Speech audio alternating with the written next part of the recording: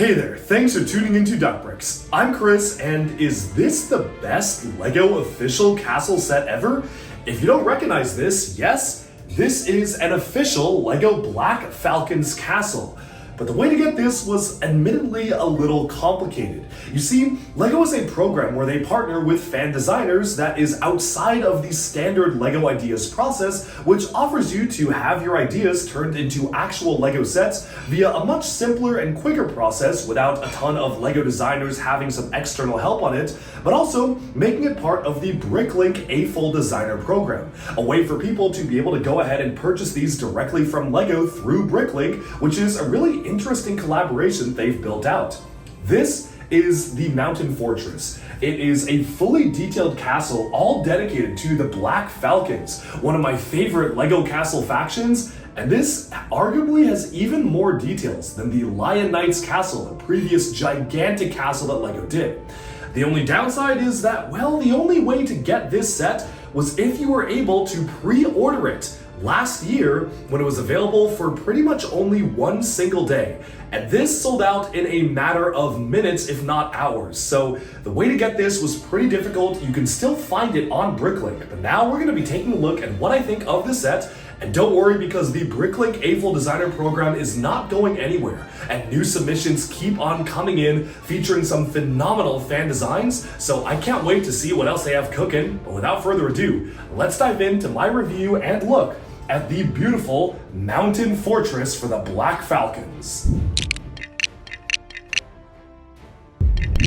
So this is set number 910029 Mountain Fortress. As I mentioned at the beginning of the video, this was a Bricklink Designer Program Series 1 set, which retailed for $380 US, 340 euros, or 300 British pounds, coming with 3,995 pieces with 9 unique minifigures, all made up of existing pieces, but still unique nonetheless. Altogether, this was pretty remarkable value, especially for a set this big. Although unfortunately, if you want to pick up a copy of this nowadays, it's going to cost you a lot more, close to $500, either new or used. And that's due to the very limited run of sets like these. Basically, they're only available for a single day, and once they're sold out, they are gone forever. Because of the limited quantity and run of sets like these, they are absolutely unlike any other LEGO sets, and that's why I really wanted to highlight this, as it is, in my opinion, one of, if not the best, LEGO castle set we have ever gotten. Now, this is a very, very bold statement to make, especially after we did just get the 90th anniversary Lion Knight's castle, which this is kind of meant to be a direct foil to. While the official LEGO set of the Lion Knight's castle was meant to celebrate the warm reds and yellows of that faction, this was more inspired by the blacks and blues of the Black Falcons, and the designer specifically placed it in a snowy winter environment to evoke that cold and harsh feeling. The one thing I really love about this set is that, unlike many of the other Bricklink Designer Program sets, this really feels like it could be an officially designed LEGO set. One of my gripes with the Bricklink Designer Program is that, to be completely honest, some of the sets are not really built that well. They have flimsy building techniques, they sometimes can fall apart, and while they are getting a little bit better, they clearly don't have the same exact design limitations and the amount of design work that goes into making an official LEGO set being able to be built by all ages, and by people who aren't even that into LEGO. But here's the thing, this is a very, very niche item. It's part of the Bricklink A-Full Designer program, and so they're allowed to get away with a few building techniques that maybe aren't quite as stable or as compact as some of the other LEGO official model builds, because again, this is made for the die-hard LEGO fans who really know what they're doing. That being said, it's still incredibly built, and I really love how you can fully open up the castle and reveal a full interior within. I think my favorite look for the castle itself is when it's fully opened up. This is when you can see all of the details fully packed into the build. You have so much detail packed into the way the exterior is done, the snow built around the castle, the way the windows are built using studs on the side techniques. I especially love the diagonal rock shaping, and one of the walls is diagonal itself. There are so many unique angles being used on the exterior of the build, and there are lots of different moving pieces as well. It really feels like this is the kind of build that you can have a lot of fun imaginative play in, and a lot of effort was put into making sure the minifigures have a pathway in which they can walk and explore around, which is something I really do appreciate, just having places for the minifigures to realistically get from one floor to another. Of course, there are lots of mechanisms to open and close the various gates and drawbridges in the set, while unfortunately my copy of the set was missing one piece, which is why the way that this gate opens is a little bit rougher than it should. It generally went together okay. I just found it interesting how obviously this doesn't quite have the same exact quality standards as a standard LEGO set, because this is packaged using just new pieces but by Bricklink's team, but overall, it is really, really well done, and it just looks absolutely iconic. The silhouette is amazing to see, just the stark contrast of the whites and the grays and even some sand greens and dark tans integrated as well. Just a really phenomenal color scheme. This part right here is one of my favorite details with the angled wall, but I especially like how you even have this kind of brown and tan building up the top here as well, which does a lot in terms of helping break up the color scheme, which is something that we actually did get in the original LEGO Black Falcon Castle. A hint of color here and there, like the yellow entrance here with some presumably yellow paint over those bricks, which is just a nice little splash of color. And I also like all the different details added in. Patches of ice where the minifigures have to avoid slipping. There's icicles forming on the bottom of the windows. Just so many unique details that you can see, and even an icicle from what was actually the restroom area over here, with maybe a little remnant of what came from that restroom down on the ground there, which is very, very funny to see. One of my personal favorite details of this build is the frozen river, which is arcing underneath the castle. It hints at a much larger scene going on here, and I really love the fact that you can see different layers of the water from the dark blues to the blacks underneath it, which really hints at just more of a bigger scene going on with this castle being part of a large snowy world. There's lots of different building techniques being used to depict the ice and snow, having different parts be white versus gray, showcasing the snow covering the castle, and I really do like just how unique it is in terms of the scenery, and would personally love to see it if someone was able to maybe mod this into just a full-on castle in the spring or summer without the snow. I think that'd be super interesting.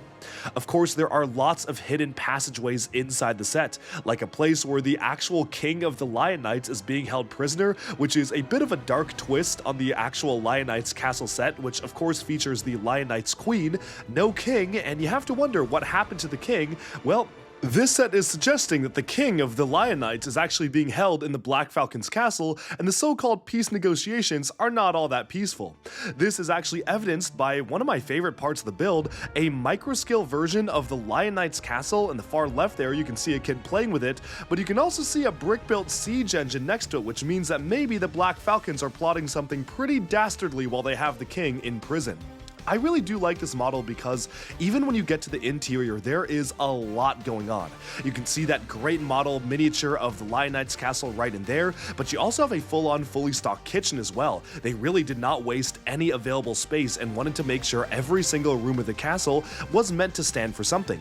You have the horse stables here with a little mouse, hay bales, as well as a stable for the horses themselves, plus one unlucky Black Falcon who is just stuck having to feed the horse and take care of it, as well as on the upper rooms you've got some bunk beds for presumably some of the soldiers, a spot for some tea with a table over there, as well as just some places for the civilians to live as well. You've got the upper part of the kitchen here with a really nicely built oven. I love how you can see the brickwork on the studs and the side detail there, plus a candelabra, just all sorts of really great details. Maybe that's kind of a more bigger kitchen area. Moving on upwards, you have the armory, you have a slightly more fancy bed, but again, they're living in the icy snow. They're not really people who are actually trying to live in a very comfortable location themselves. And even as we go further and further up, there's just all sorts of little detail here. There is presumably a throne for the Black Falcon king or queen, and a nice chair, nothing super fancy, but just something nice to be able to sit on. And as you can see here, you can actually go ahead and open up this section and all of the different sections and split up the building. So if you want to, you can go ahead and see inside each and every single one of the rooms. On the top floor, hidden away once you remove the wall, you can see a much more comfy bed. Presumably this is meant for the king or queen of the knights, complete with a helmet showcasing a crown on the top, hinting at the Black Falcon's more battle-ready stance. sets, and overall, this is both a display model as much as it is a play model. You can really see where the minifigures are supposed to go. There are staircases built to make sure they can get from one floor to another. There are so many different interior rooms, and frankly, there's just a lot that you can do with the model. Is this, now, the best LEGO castle set ever made? Honestly, it's a bit of a toss-up. I definitely do feel like there's a lot of charm to the classic LEGO castle sets that are much simpler than this, but are really meant for more kid-like stuff. But if you're looking for a castle that you can display and play with, it's this or the Lion Knight's castle, and I would honestly say they are pretty on par with each other. The Lion Knight's castle is a really phenomenal model. It's a lot brighter, more colorful, and definitely something more evocative of LEGO as a company and as a castle theme, having something a bit more playful, but this is a much better, slightly more villainous alternative that really makes it feel like a rich complement to the Lion Knight's castle. Price-wise, I was really happy with how this was priced. I felt like it's super fair, especially for the amount of pieces. Nearly 4,000 pieces for only $380, and a build this detailed is really, honestly, a steal, especially compared to other LEGO sets out there nowadays. And the sheer amount of different Black Falcon minifigures you get is also pretty fantastic. I love the inclusion of the dual molded legs, all the different minifigure components, just everything about it is really fantastic. The only thing that I wish is that this was available, as with all the other Bricklink Designer Program sets, for a much longer period of time, or at least in more quantities. I really do feel like more people should get the chance to enjoy a set like this. And I guess the good thing is that technically there aren't any exclusive pieces, so you could always just buy the pieces yourself on Bricklink, and honestly it might be a little bit cheaper than paying $500 or $600 for a sealed copy of the set, but honestly it's really cool that LEGO is continuing this program. I have already seen some amazing new castles and builds for some of the future waves, like the Forest Men castle, which was just approved, and I can't wait to see what else LEGO is cooking up, well, more like what else the AFOLs are cooking up in the Bricklink AFOL Designer Program. That's all for this quick video look at my favorite LEGO castle yet. Let me know down in the comments what you think, and be sure to like and subscribe for even more LEGO news, reviews, discussion, and analyses coming your way very soon. Thanks, and bye for now.